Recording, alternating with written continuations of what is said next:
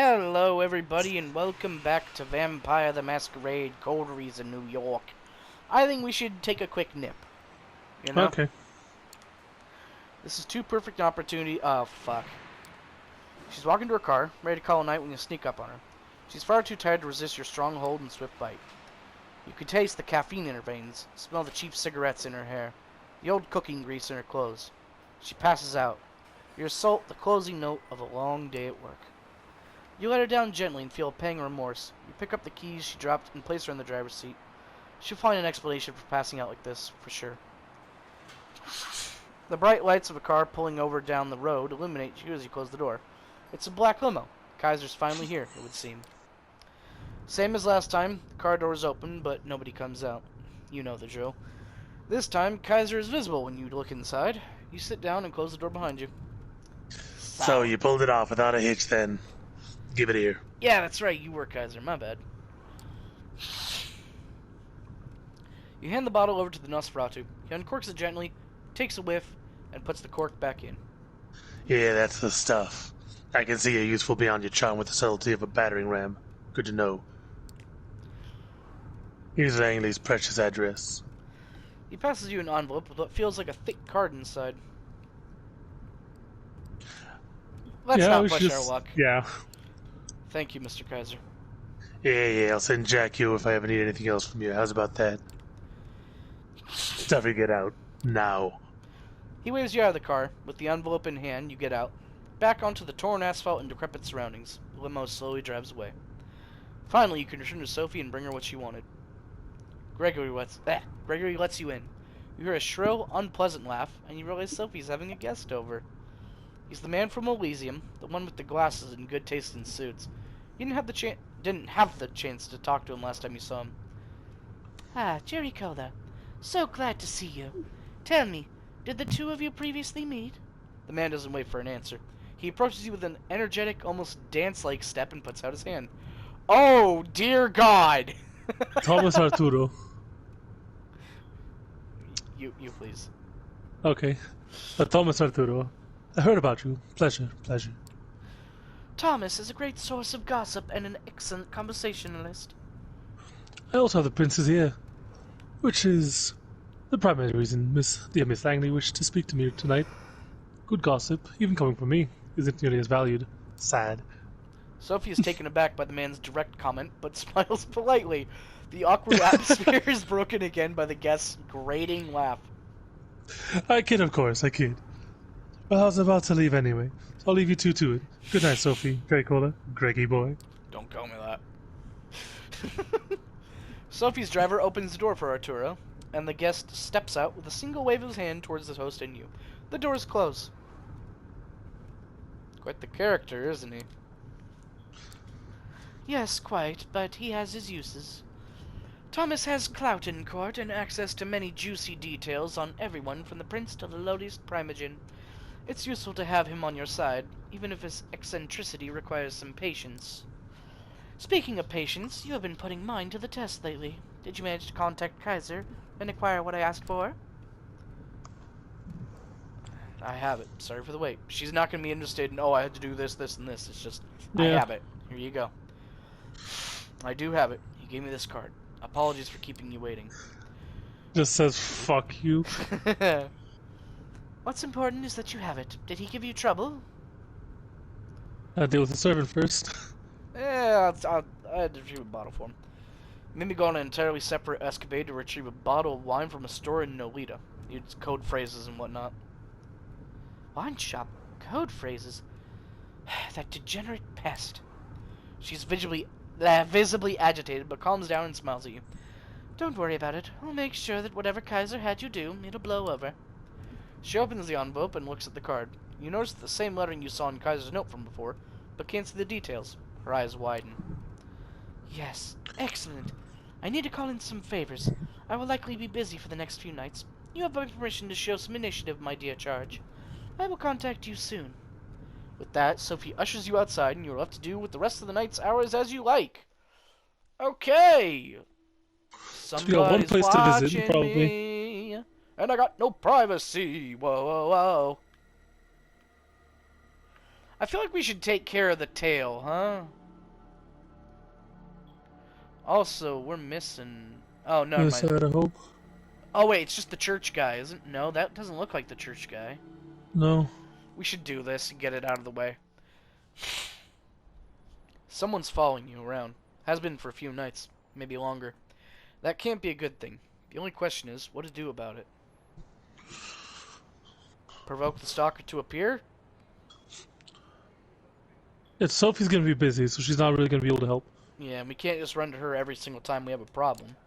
Yep. We gotta show some initiative, some gravitas, you know. Some chutzpah. Yeah, you gotta really put the emphasis on the chutzpah.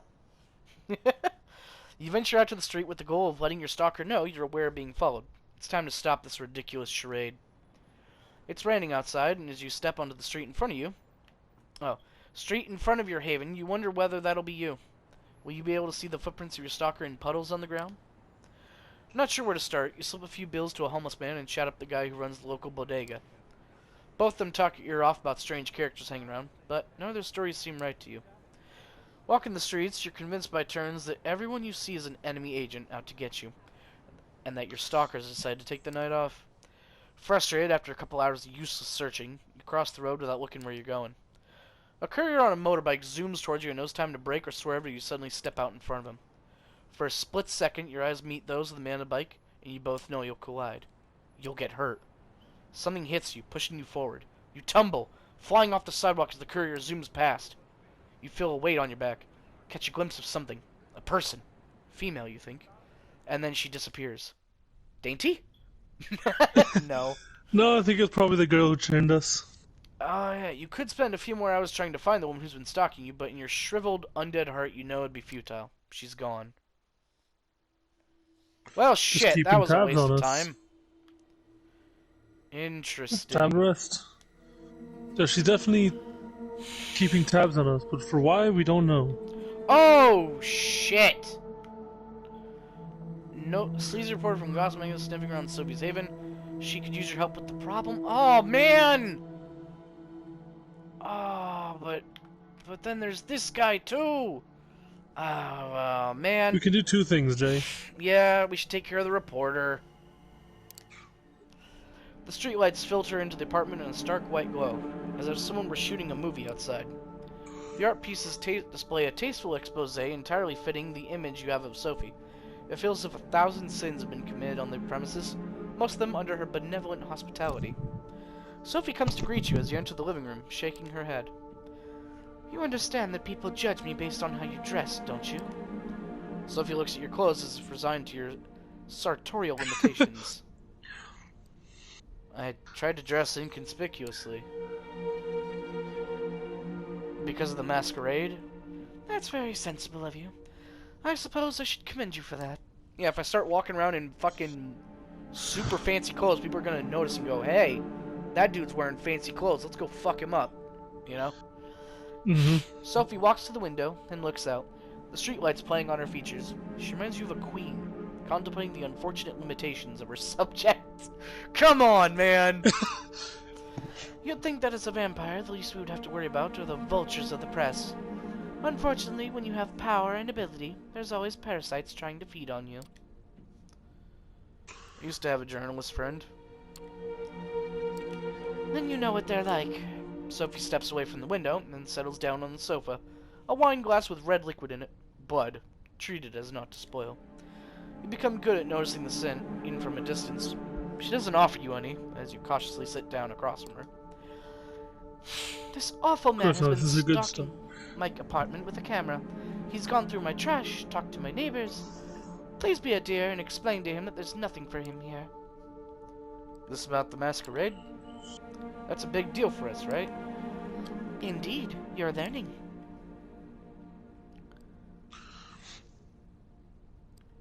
Isn't this unavoidable, or isn't this dangerous? I wouldn't say dangerous, he's just a reporter. Isn't this unavoidable when we fake mortal lives? Do you really think you can tell me how to live? Do you know anything else about the reporter? Man, woman, young, old, anything like that? All gossip Man, reporters woman, look the young, same old, to me. hot. Time for you to go. I have business to attend to. You leave the apartment as Sophie disappears into another room. You don't have a clear idea of the game she plays with the city's mortal and immortal power structures, but she always seems to be making a move. Outside in the street, there's a slight, warm drizzle. The kind that gets under your clothes and makes you want to take a shower when you get back to your own haven. No reporters immediately jump out to you.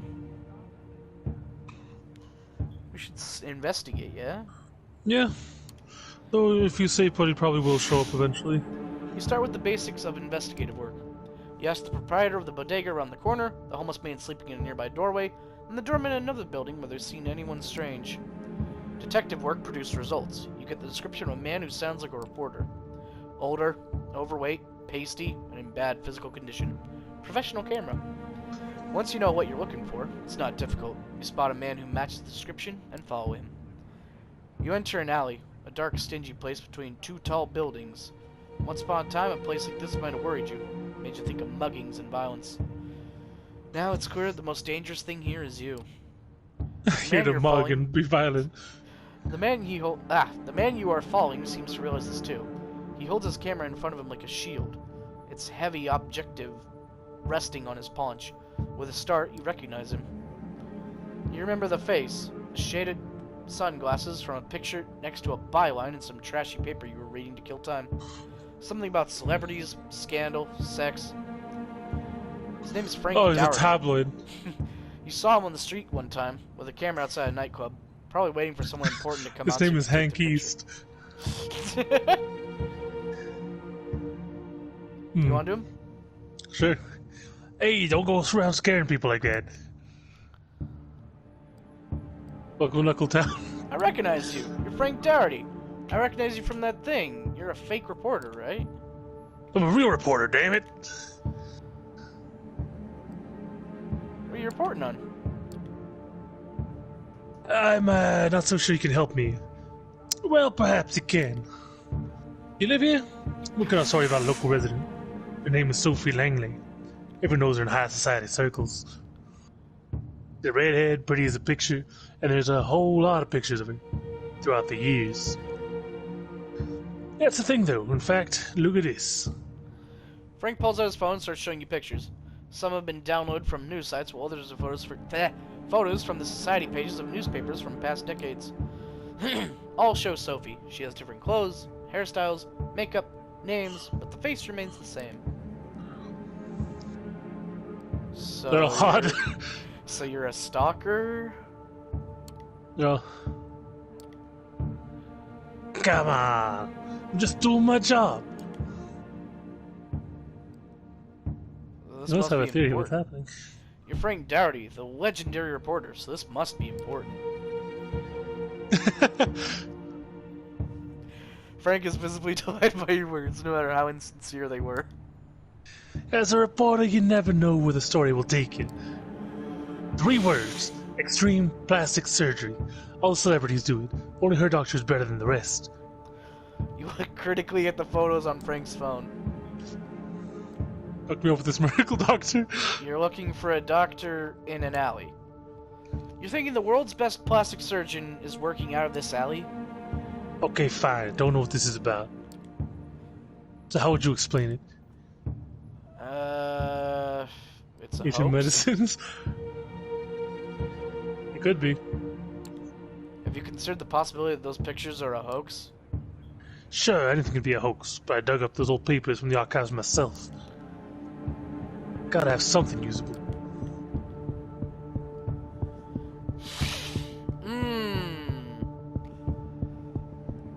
He's probably used to violence, but legal action, taking away his fucking credibility and his money, I think that's the route to go here.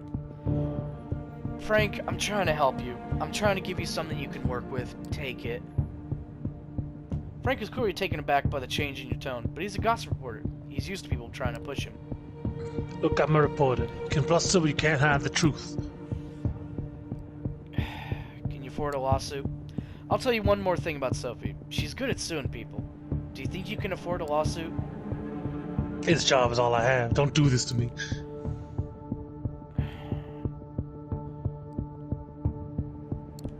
It's your choice. I'm not your enemy. Desist and there won't be any trouble. Frank is taken aback at the brutality of her tone. He has been intimidated many times before, but he also knows that sometimes the threats are real. This time, he senses you're not kidding. He's just an aging man trying to salvage his career. Die, you win. Hope you and Sophie Langley have a happy life. Deflated and hunched over, Frank trudges away from the alley. You stare at his receding figure. It's hard not to feel sorry for him. In Sophie Langley, he took on something way too powerful for a small fish like himself. Mm-hmm. Hooray! We saved the day, Em! We're awesome! I partially expected him to take a picture of you and say, is this like Langley's new boy toy or something? Okay, so, should we... Have that be the new big gossip piece? I think we should meet someone new. We should either meet Blood Mage Man or Miss Art. What do you think? Blood Mage Man or Miss Art? Blood Mage, that's the word. I'm interested in the blood magic. Alright. Let's meet our fucking dude. Thaumaturgy man. You arrive at the address given to you by Sophie, a small bookstore smack dab in the middle of Broadway, of all places. What really catches you off guard, though, is the store's display. From what you heard about the Tremere, they are infamous for their ties to the occult and the mystical. And yet now, looking at the oddball collection of items in the display window, it all feels borderline satirical. It's just a fucking Harry Potter shop. Welcome to the wizarding world. All I can think of is there's an episode of King of the Hill where Bobby gets like into that shit and he's like, wow, it's like Harry Potter! And like, dude, I just vouch for you. If Harry Potter went to hell... yes, very astute. The books here cover everything from Ayurvedic... Fuck me, dude. This thing has been a tongue twister from start to end. Ayurvedic practices and homeopathy to wellness and self-motivation. The vaguely amusing juxtapositions don't end there either. You notice a copy of Anton LaVey's Satanic Bible. Tucked like behind a cheap slightly pooped up. A scientific journal on hematology sits next to a teen-oriented pamphlet on the blood-type personality theory. Okay, you know what? Wow. This is genius. If there was ever going to be like a blood wizard shop, it would be this, because no one would take it fucking seriously. A number of religious and quasi-religious symbols, lockets, pins, and very... Wait, this is Hot Topic. Yes. It pretty much is a hot topic. Oh, no! Before you even open the to doors. be fair, our character looks like he goes to Hot Topic regularly. A little bit. You can smell the burning incense and hear the corny, Far East-tinged music seeping through the crackling speaker mounted above the entrance. It's much more quaint than you expected from what Sophie told you about the so-called warlocks. It doesn't look like they have much interest in impressing outsiders. Then again, if there's anything you've learned these past few nights, it's that appearances can be deceiving. At this time of night, the shop appears to be closed. Regardless, you ring the bell. You hear someone shuffling around inside. A brief moment later, the latch slides and a door is pushed open just a few inches. A tired-looking blonde in loose clothes appears in the crack. She seems confused, like you just woke her up. She lets out a yawn, scratching at her tattooed neck. Finally, she squints in your general direction, and her pierced lip curls into an awkward smile. Curbs. Is Agathon in? I'm looking for a guy named Agathon. Is he around? The girl gives you a suspicious look over, but opens the door. She takes a few steps back, and you hear footsteps coming from behind a floral curtain that covers the back door. A bespectacled, smart-looking woman emerges and looks straight at you. Oh dear. Come in and follow me. Just don't touch anything, please. You follow her through the store. Inside, as expected, the stuffy air smells of sandalwood, frankincense, and a dozen other aromas. The woman leads you behind the curtain and through the back door, onto a rickety staircase. A flight of steps take you to a second story. You instantly notice the change in decor as the tacky New Age bookstore gives way to something resembling a cross between a library and a workshop. I almost said bookshop. The smell is strong, too, but more layered. You're not sure what to make of it at first, but with each whiff, it becomes apparent. Blood. The aroma, though subtle at first, soon becomes overpowering. It takes you a moment to adapt and focus. Aisling Sturbridge. Fuck me. Nope, wrong one. Alright, Chantry, a traditional name for the Tremere headquarters in a city. Silence. Silence you! Using part Silencio. shelter, part library, and part laboratory. Every Chantry has a regent. The regent is responsible for the tutelage of all other Tremere in the domain. While the regent may not teach them personally, she must ensure all Tremere are being educated. The regent's other duties extend to the clan's protection in the domain, and sometimes its representation on the Primogen Council. Interesting. Anyway, that's all the time we have for today. Thank you for watching, and we'll see you later. Adios.